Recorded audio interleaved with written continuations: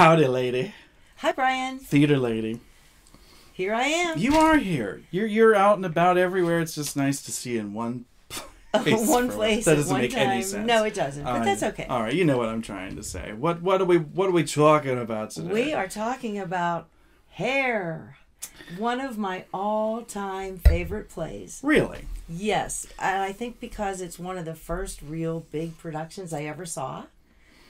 And I just was so impressed and loved it. I saw it in San Francisco. It was so exciting and it was so pertinent to the times when I saw it. And I was so in tune with the whole theme of it, free love, make love not war, the idealism of the 60s. We're going to make this world a better place. Oh, you're still exactly like that. Yeah. Everybody in the 60s that I knew wanted to be a social worker, a teacher, a doctor. Everybody you knew in the 60s wanted to be that.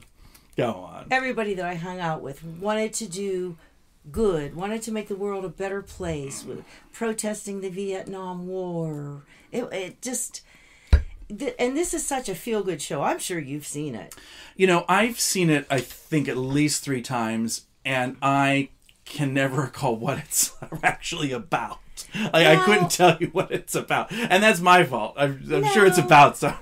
No, there's not like a really big plot. It's just... Is it just like, okay, this was the era, and everybody had long hair? Because that's something clearly they celebrate as a theme throughout this. Hence the title. Come on, why are you looking at me weird? That's what it is. Well, there is a song, Hair, that is in the show, but it's really a very loose plot. It's not like a real plot, but it's about a group of hippies that are in the East Village in a park, and they're celebrating love and life and ideals in the shadow of the Vietnam War going on behind them. And the lead, Ashton Guthrie, who plays Claude Hooper Bukowski, is drafted. And this is when we still had to draft. I am recalling this. And then he has yes. the decision to make: do I go and please my parents, or do I actively avoid going, knowing I'm probably going to Vietnam? And but the rest of it isn't really so much of a plot. It's just all about fighting social injustice and making a better world. And it's just really a feel-good show, which might sound crazy because at the end, something really sad happens. And because there were so many people that they all take their clothes off, right? Isn't that the thing that happens? What? No. I was a little bit disappointed that didn't happen.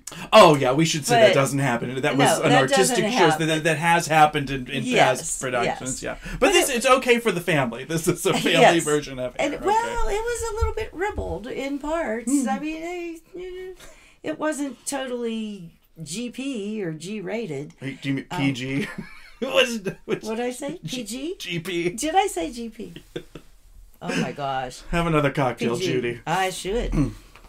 But this production that they did at PMT, I thought was wonderful. It was exciting. It was fast-paced. It was energetic. It was uplifting. It was exciting.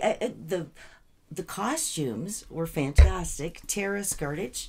I actually saw some things on that stage, and it was like, oh my gosh, I had that bag. I had that vest. I felt. That was my vest. You gave it to Goodwill, and it's like a time machine back into the 60s, and the wigs and the hairstyles and the bandanas. It was just really so authentically the 60s, and I had that feeling, that altruistic 60s feeling was really in me watching this show.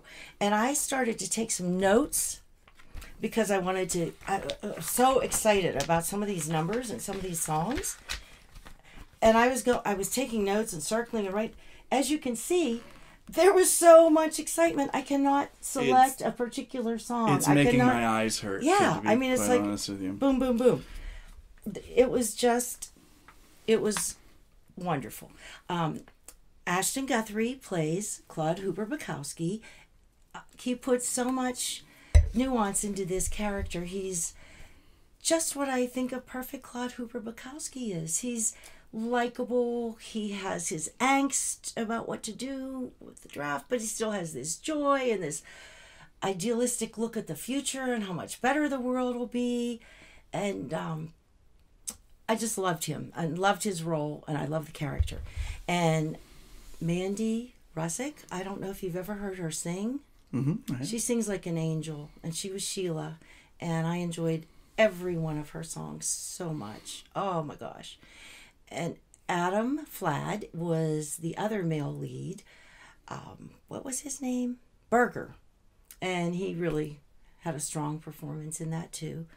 And I have to mention Joe York. He had a very teeny role playing Margaret Mead, of course in drag. Hilarious. Very memorable. It was a small part, but very memorable. And then he was part of the tribe in the background, the huge cast of like 20-some people that I can't name them all.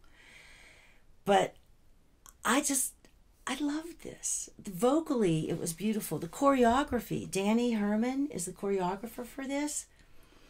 And he is an award-winning choreographer who's performed on Broadway, done things everywhere. And he took this huge cast on this relatively small stage.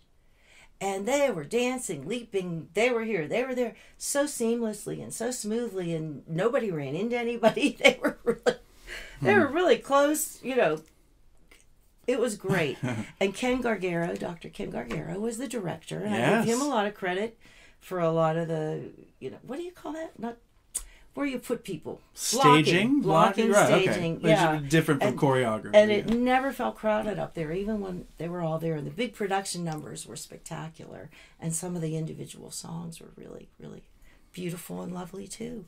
I really want to say, it runs through, February 2nd, Groundhog Day. Well, then maybe it'll run twice or 3 times that day. Yeah, and it won't. The lyrics, I know. Books and lyrics, you know, James Rado and Jerome Ragney, who is a Pittsburgher. Jerome Ragney was born and raised like in the Carnegie area of Pittsburgh. So there's a Pittsburgh connection to this show too. Wow. So maybe this was taking place back in the 60s in a park in Carnegie, and that's what inspired them. I don't think so. I think he had already moved to New York. You could have been there. You know? No, yeah. Hey, I know what kind of stuff you were up to in the 60s. He was an actor, all that. Well, we can dream, can't we? So did this take you back to the 60s? Did oh my gosh, yes. It is a thoroughly enjoyable, nearly perfect production. Wow. And if you want to know what wasn't perfect, I have to get this off my chest. Oh.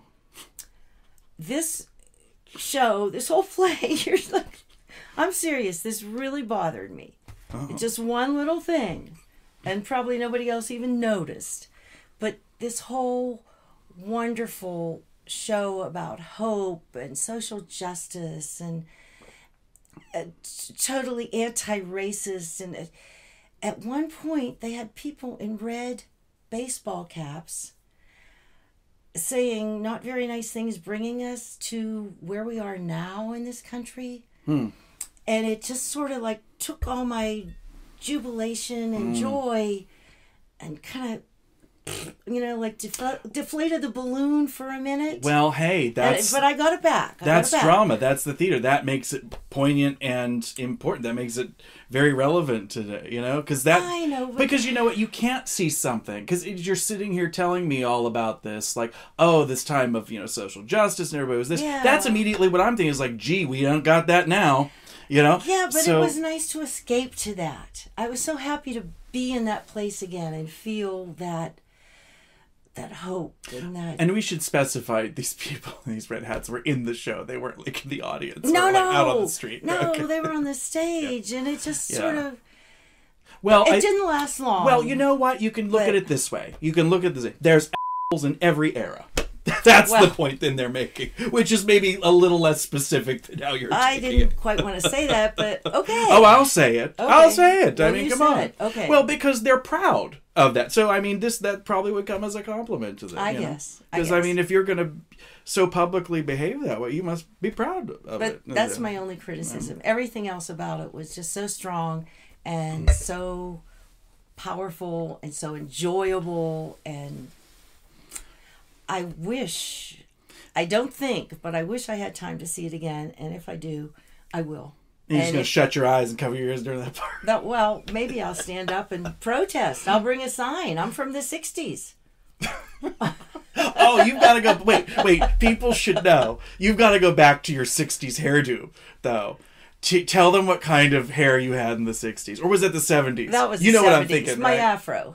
She had an afro. Oh, it was I've seen great. Pictures of it. Oh, it was great. I should do it again. Yeah, and go to the show. I mean, it may be off by like just slightly time-wise, but...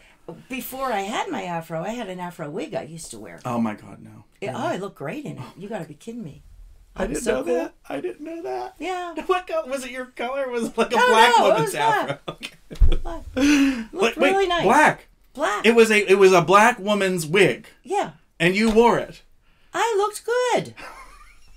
What did people say? I came back from San Francisco with that wig on at the airport. My mother was there with my dad to pick me up. I walked right past them to see what they do.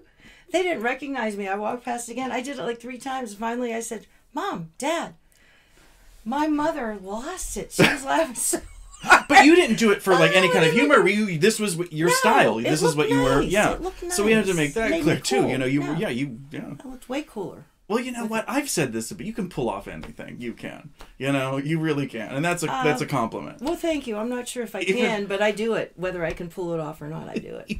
There you go. Even wigs of different ethnicities.